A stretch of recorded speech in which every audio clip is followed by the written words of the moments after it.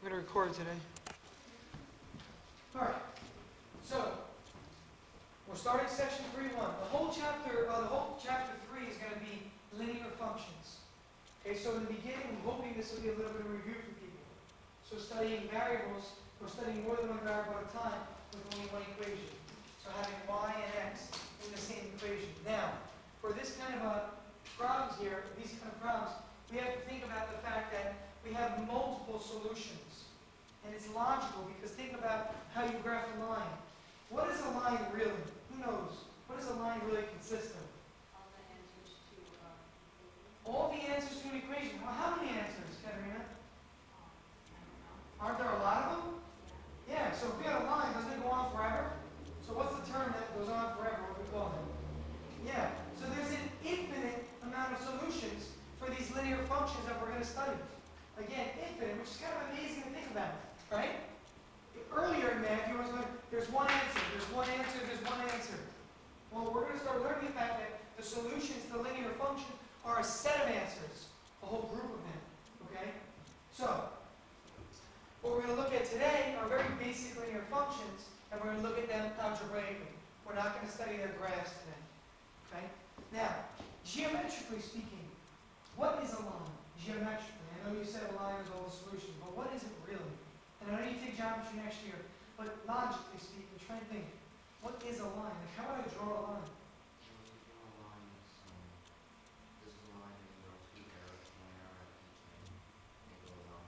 Good, so it goes on forever, you draw the arrows at each end. What makes up a line though? What makes up a line? It's an array, like trees, where it's one point and one point where they're joined together. Okay, very good. You can think of it that way. I like that. Opposite rays. If you have a starting point and the rays go opposite, that's a line. Very good. That's one way. I didn't even think about that. What's another way to think about a line? If you get on a lunch line in school, right? It's a bunch of people next to each other, which makes a line, correct? Wouldn't you think of each person as a point, and then another point, and then another point, and then another point? Those points together, don't they make up the line? So when I think about a line, I think about an infinite amount of points. So if I went to the board and just started doing this, but I did them infinitely close to each other, and I did them so close to each other that you didn't see all those little spaces, wouldn't it look like a line? So a line, in my mind, is just an infinite amount of points that happen to extend in some linear fashion, though. So they happen to be straight. Whereas a curve, this is more, what I just drew there is more of a curve, right? Because you see these little curves along the way. This is like a curve, okay, which can also be thought of as an infinite amount of points, but in some curved fashion. Whereas a line, we think of as an infinite amount of points that are in order, they're straight, okay? So, think about that. An infinite amount of points as a correlation or as an analogy to the infinite amount of solutions that you have. That's why you get an infinite amount of solutions here. Plug in a number for x, you'll get a number for y. Plug in a different number for x, you get a different number for y. Every time you're going to get different values. So you get infinite solutions because there are really infinite points next to one another. For example, give me a value you might want to plug in for x. Any value. Some number that we're going to plug in. Mike. 2. Okay, Nick, now you give me a number. 5. How many values can I pick between 2 and 5? Yeah, an infinite amount. Very good. And I'm glad you didn't say 2. Because a lot of people say, well, there's 3 and there's 4. But those are integers, correct? I can pick 2.1, 2.11, 2.111, 2.00001. I mean, can I do this forever, right? Think about any decimal value. You can go on and on forever. And that's not even considering the irrational numbers. What about square roots that exist that are between 2 and 5? Right? Square root of, let's say, 6. Try the square root of 6 on your calculator. You're going to get some value, 2 point something. I don't know. You tell me. Try the square root of 6. See what you get. Try the square root of 7. Try the square root of 8. All those values are going to be between 2 and 5 somewhere, and they're just some decimal quantity.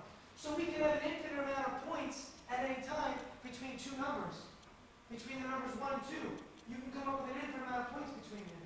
And later on, like if you take theoretical calculus, you'll start figuring out, are there more rational numbers or irrational numbers? Which set is actually larger? And you'll talk about that later. today's lesson, what we're going to do for this first one here, okay, is find 5 different solutions for this equation. 5 different solutions. Now, how do you know what to pick for x? Do you really know? Give me an example of a number you pick for x. 8? Give me another example, Lana.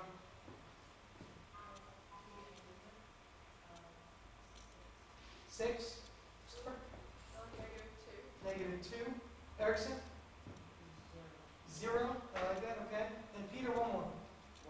1. Manny, start. Question or your answer? Okay. So we've got 5 points here.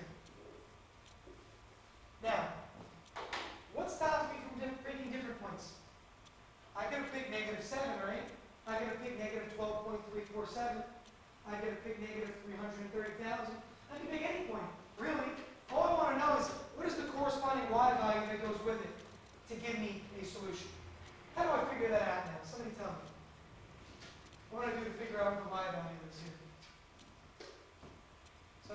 Plug in one of the x values, and then put the remaining y value. Yeah, plug in the x value to get what's left over for y, to solve for y. Now, it might be useful to do something to this equation first, because I'm looking for y, correct? I don't want to plug in a number every time and have to move it every single time. So what should I do before I begin this problem? Yeah, subtract the 4x, right? So we have 3y equals 24 minus 4x. What she's saying really is solve for y. Solve for the general function for y, and then we will plug in the quantities. Okay? So we've got y equals 24 minus 4x all over 3. That's my solution for y. And I want you to write something down. This is a physics term. Physics term. This is your general or generic solution. General or generic, either one is fine. Solution. You can also say it's the universal solution or the global solution. Whereas the numbers we're going to get for these specific values of x will be our specific solutions. Okay? This is the answer for y. That's what y is. Y is 24 minus 4x, that quantity, divided by 3. Well, what is y if x is 8 now? That's the next question. That is a specific solution for y. And the way we can get that is by plugging in that 8. So let's go ahead and plug in that 8. 24 minus, what's 4 times 8? 32. 24 minus 32? Be careful.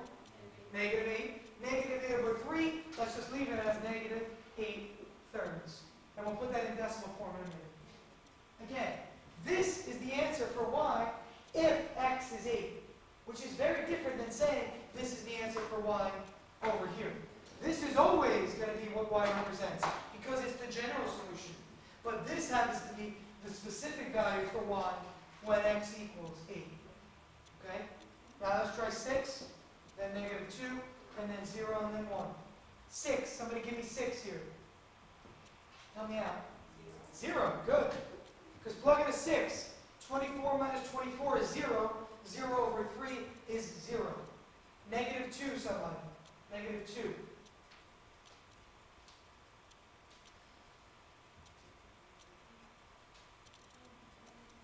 And you can leave it as an improper fraction. You don't have to give me a decimal. We'll convert the decimals in a minute. 40 over 3. Not 40. Be careful, not 40. 16. Not 16. You did it backwards. Be careful. Yours is an algebra mistake. You do it backwards. Or is it different? Look at the negative 2. 24 minus, this is going to be what? Negative 8? 24 minus a negative 8 is what? Plus 32. Thank you. 32. And leave the denominator every time, by the way, guys. We'll evaluate that afterward. 0. What do you get? Okay? No? 24 minus 0. Help me out, guys. 8, thank you. I heard the simplification good. Plug in a 0 here. You get 24 minus 0 is 24. Over 3 is 8. The last one, if I plug in a 1, plug in a 1, redeem yourself. 20 over, thank 20 over 3. Now, before we go on to the next problem, what I want to do is first discuss why it's important to sometimes convert to a decimal, and after that, how we can write this as a solution set. Yes? Yes. So, as a decimal representation, first of all, somebody give me a reason why I should list it as a decimal right now. Maybe it's more important than leaving it in a fraction, just for now. Yes, and I said just for now. I should have said in the future. I'm sorry. You're correct. If you need to graph, right? Come on, really? What's 32 over 3?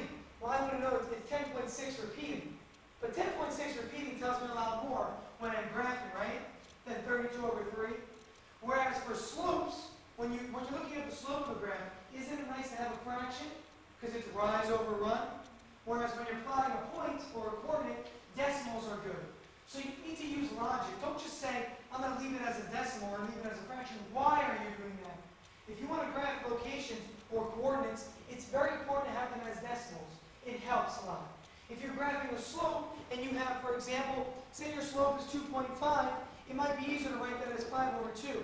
I know now it's up 5 over 2. There's my rise over run. That's a lot easier to graph than 2.5 as a slope. But for a coordinate, you want the decimal representation. Okay? So let's do that. Negative 8 thirds. Let's see who's got their mental math down pat. Erickson. 2.6. Negative, right? Don't forget the negative, please. So I'm just going to list the decimal representation below that. Okay? I'm going to put Y, and I'm going to put DEC next to it, just so I know I'm doing decimals. 0 is obviously 0. What did I just say was the next one, Summer? Repeating 6, but this is 7 at the end of it. Yeah, because you're going to see on the calculator it's going to round, right? Yeah. So we're going to say 10.6 repeating. When we list the coordinates, maybe we'll go around.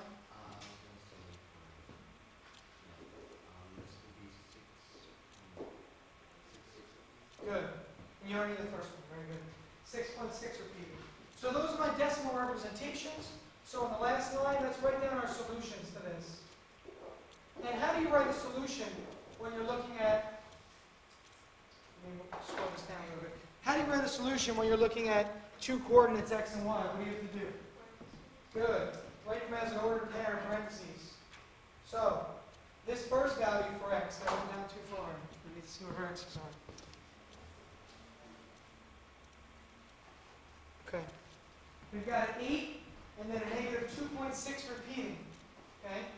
So it's 8 and then 2.8. Wait, so if you do plus or... This is your x coordinate, right? So we need to start with the parentheses and put our 8. And then we list whatever the y coordinate is. So, yeah, negative Good. 2.6 with 1 over 2. Now, that's perfect. You're welcome to write it as negative 2.7 if you want to estimate, but whenever you have a repeating decimal, I would use the bar order, okay?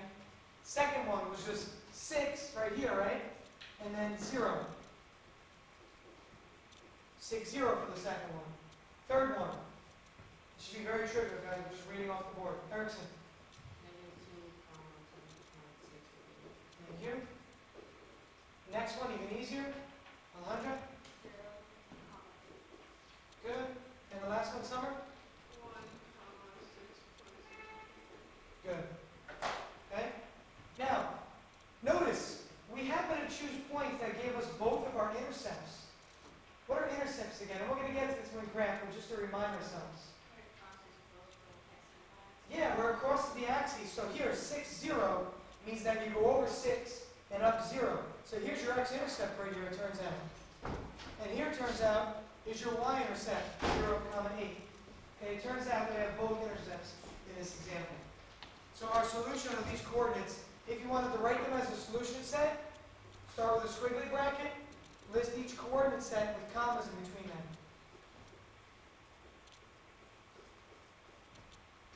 And then close with a squiggly bracket. Okay? Again, 1, 2, 3, 4, 5 points. Just fill in the points and you have your solution set. Any questions on this? Ever? So really all you have to do is pick a random number and then just fill it. Now, the next example is going to give us what they want for x. We use those. Still not difficult, okay? We're just plugging in an input, and and we're getting out the output. Okay? Let's take a look at the next one. So solve the equation if the domain is, and now we're given the domain. So we're given the x values, domain, domain, domain.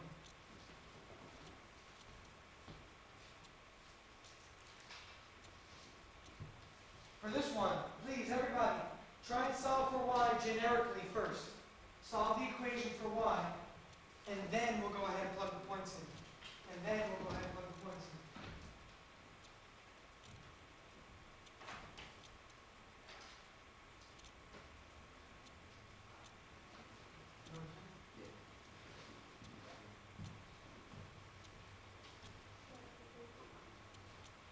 Not to rush it, man, but I'm just saying, whenever you have downtime, it's not a problem at all. Even if you have like a test next period or something to study. Okay? So let's take a look at this one. Somebody tell me what we get when we solve for y. We solve for y. Edward? You have to do 3x minus 4 divided by 3. Yeah, let's go with plus 4, right? You gotta add 4 to both sides, Oh. right? Be careful. Plus 4 to start. Okay? Giving us 3y equals 3x plus 4, which then moves us over here. Alright, so here is, what is this called again? Somebody tell me the word? What's the word for this kind of a solution? What did I call it last time? What is it? General or generic? Very good. General or generic? Okay, we're going to use that term a lot, so get used to it, please. So that's our solution for y. Now, if we want to know what the y coordinates are for the specific x values that are given, what do we do? Just tell me in words, what are we going to do now at this point? Alejandra? Yeah, just plug in your x's, please. Okay? So make yourself a table again. You can make your table in either direction. I'm going to make it vertically this time to show you that it really doesn't matter. Okay, again, make your table horizontally, vertically, it makes no difference. -2, 1, 5, 7. Traditionally, just so you know, it's not right or wrong, but traditionally, we write them in order of increasing numbers, right? So -2, 1, 5, and then 7. It really doesn't matter though. I don't personally care, but if you're going to do it, just try and do it in order so mathematicians understand what you're doing. All right, when I'm plugging in -2 over here, tell me what I get when I'm plugging in -2. John? -2/3. If you disagree, let us know, please. -2/3, the first one. After that, what do we get? Erickson? 7/3. After that, what do we get? Michael?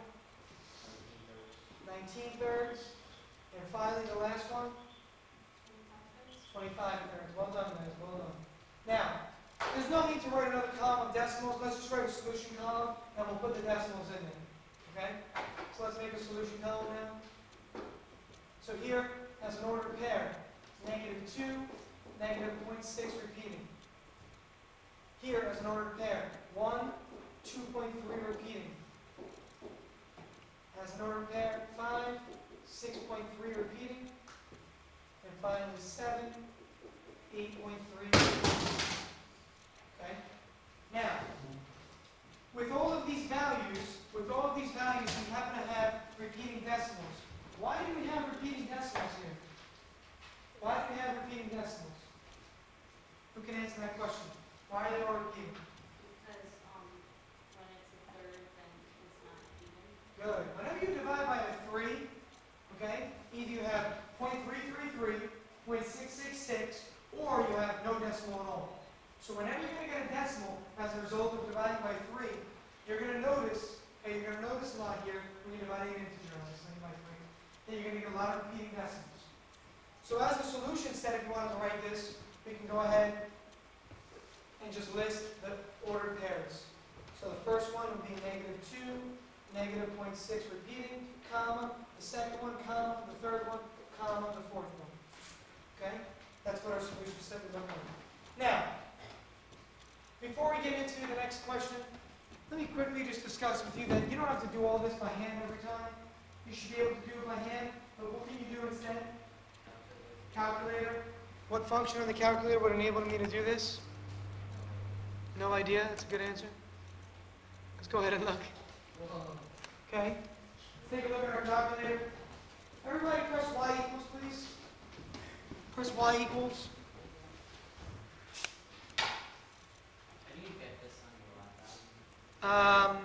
You know what? I don't know how this was put on my laptop. I know that Mr. Richroth was the one who took care of it, though. So I'm not 100% sure, to be honest, though. Hopefully this works. Mine's not working right now, so maybe it's not going to work. Let's see, press y equals, though, everybody, please, while I figure this out. Now, once you've pressed y equals, you're going to see there's a bunch of equations, right? It says like y1, y2, y3, y4. Clear whatever's in there. So go down to anything and just press the clear button on anything that's already in there. Once you've done that, go to y1, please. Okay, go to y1. Once you've gone to y1, let's see if this works now. There we go. Once you've gone to y1, go ahead and type in the function. And when we solved for y, it was the quantity 3x plus 4 over 3. Go ahead and type it in, please. Type in the equation or the generic solution that we got. You know what I'm going to ask next? Do you know what I'm going to ask next? What should it look like when I type it in? Who wants to set me through this process? Michael. Thank you. The parentheses. Continue. Where's the x? Everybody look at the board. See where my mouse is hovering right now? There's the x right there. 3x. What is it, Mike? Okay. Good, because we are taking that whole numerator, 3x plus 4, and dividing it by 3. So the parentheses are essential. If you forget the parentheses, it will act as if you're dividing only the 4 by 3. Okay, again, if you had forgotten this parentheses set around here, it would do 3x plus 4/3. Again, without the parentheses, it would say 3x plus 4/3. But we have 3x plus 4 divided by 3. Notice the pause, or I would say the quantity 3x plus 4 over 3. Now, go ahead and press second and then hit table. Press second right here and then press the graph button, which will bring up a table of values. Now, I want specific values for x, don't I? You all agree with me? This is nice to see that every time. Look what happens. It goes up by 1, up by 1, up by 1. Well, that happens to be because the slope happens to be 1. But I want specific values, so watch what I'm going to do, everybody. Press second, then see this window button right here? It says above table setting. Go to your table settings. Now, your independent variable is x, your dependent variable is y. I want to ask the calculator a certain value for x so that it can give me y. So go down, and instead of auto, go to ask. Go down twice, go over to ask, and hit enter. Then go back and press second table again. So again, you're choosing ask for your independent variable, and then go back to your table. You're going to see nothing is there. You're going to say, well, what happened to all the x values? Where did they go? No, mine was already on in. I just had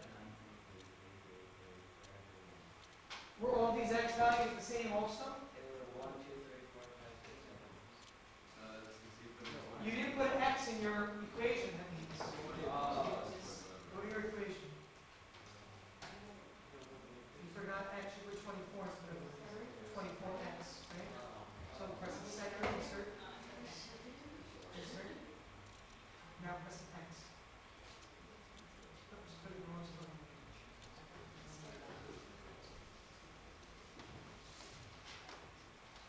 There you go. Good. Now go back to the table. Second table. Go to the second table. Okay, now wait for a second. So, I have nothing in mind. If you guys have stuff in yours, here's what you do. Just keep pressing the delete key. If there's anything in there right now, press delete until it's empty. Are we all empty? Not yet? Almost done? Because you're not on auto, that means you're on next. So you can press second, table setting, go to S. Independent. Hit enter. Hit enter. Now press second. Okay? Anybody else not at this where I'm at now? Jules? Okay. Won't make it into a table.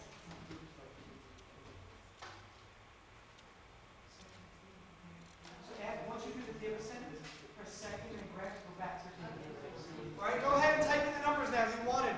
-2, enter. Make sure you use the negative symbol. Look at the board. It's right here. Down at the bottom by enter. Okay, it's not minus. Don't press the minus sign. You're going to get an error. Press negative is down here. I'll come to it. Negative is down here. Press negative, then 2. Enter. Then after that, press 1, enter, 5, enter, 7, enter. And take a look, people. Isn't that the exact values we got? Okay? I hope it is. I sure hope it is. Okay? So, this function on a calculator is extremely powerful. And by powerful, I mean you can use it a lot. But it's not powerful if you don't know what it's doing. You need to know how to use a calculator in order for it to be powerful. Okay? Any tool is useless. If I give you a hammer and say, here, go build a house. Can you build a house with just a hammer? You need other tools, don't you? Can you nail a sign on the wall if you don't know how to use a hammer? No, you're probably going to hammer nail it to your hand. You're going to get hurt.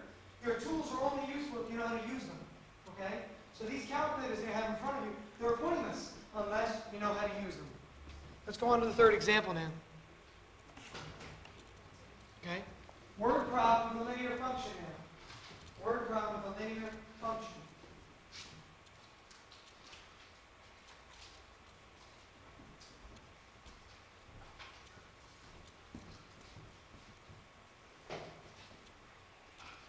If we don't finish, which we're probably not going to, we'll continue this tomorrow. Okay? So, Paul has $22 and he buys notebooks costing $2 each and binders costing $5 each. If he spends $22 in all, how many of each does he buy? Okay? Now, the problem with this question is that there's not just one answer. Okay? There's not just one answer. Because we weren't given enough information to make a system of equations. We can only write one equation from this. Can somebody tell me what that one equation should look like? 2x plus 5y. Now, we're going out on a limb assuming we know what x and y are. Tell me what x is the definition of. Number of notebooks. And y? Number of binders. We all agree with that? Does that make sense? We've seen that before? The problem is that we only have one equation.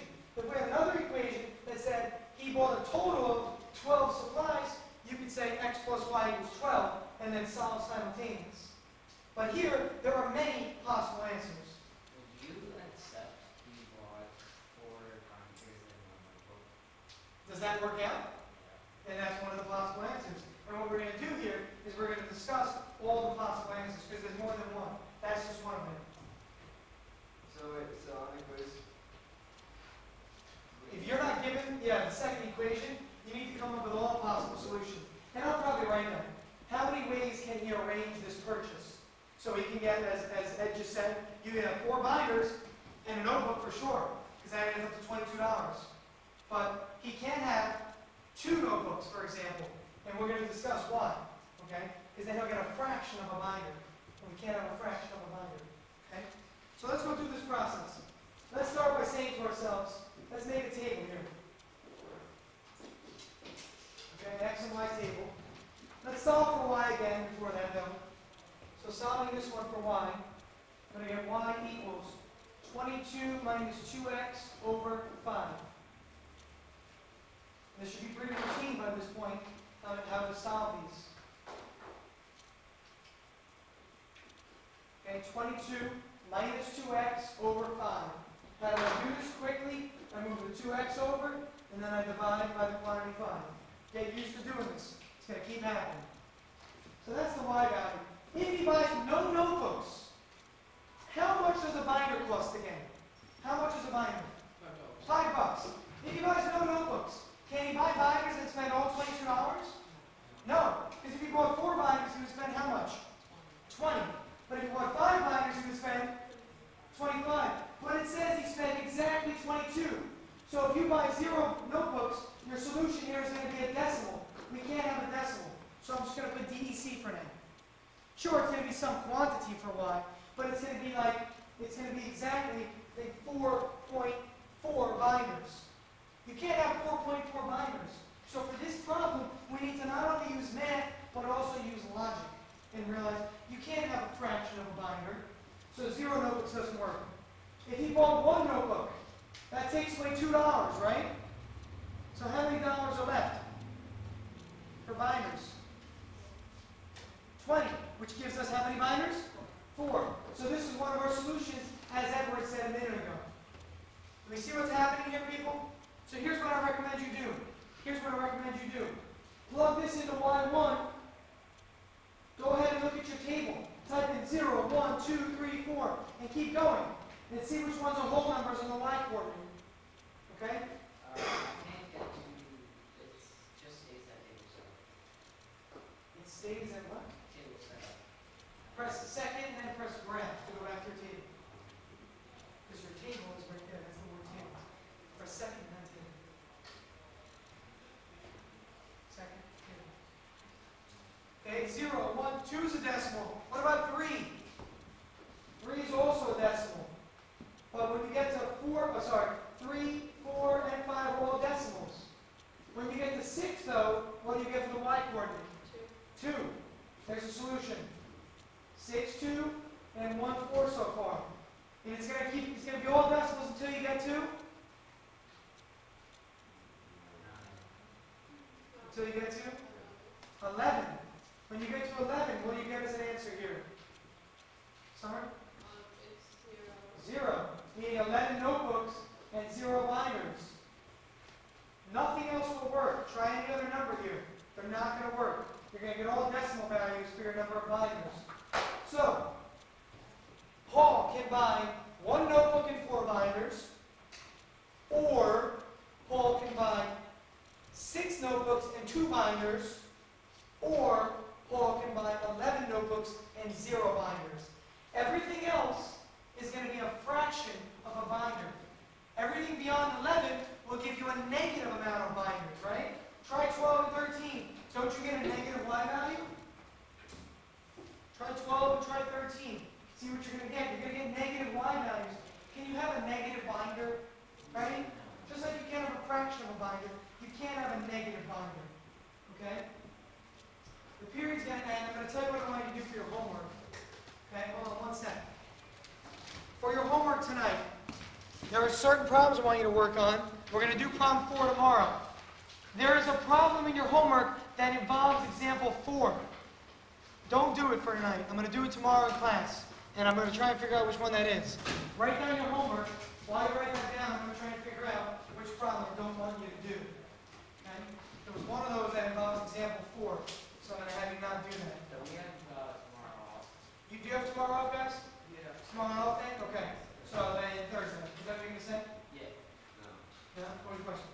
I'm going to test if we have a question like that. We have calculators. Yeah, you guys can, all year you can use calculators. Okay? I'm going to allow you to use them at all times. Because you know what? You can use them on the SATs. On the AP exam, you're going to have problems that are not calculated, that are theoretical. But we'll talk about that when it comes to that. Okay, when you get the AP calculus and stuff. So you're not going to do, let's see. Do we have lunch? I did. Johnny. You do not have to do numbers 9 and 10 tonight. Don't do numbers 9 and 10 from the problems. Again, you don't have to do numbers 9 and 10 from the problems. Have a great day. Have a great day, people.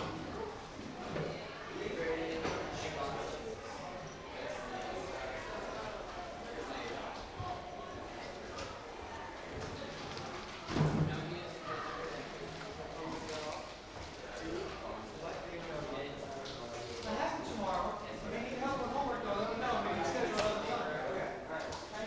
Is it for tonight's homework or just in general?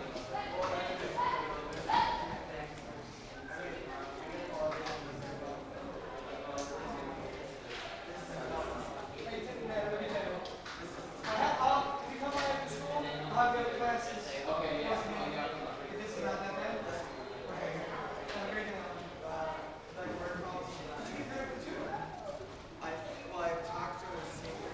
Okay. I haven't met her yet. Then maybe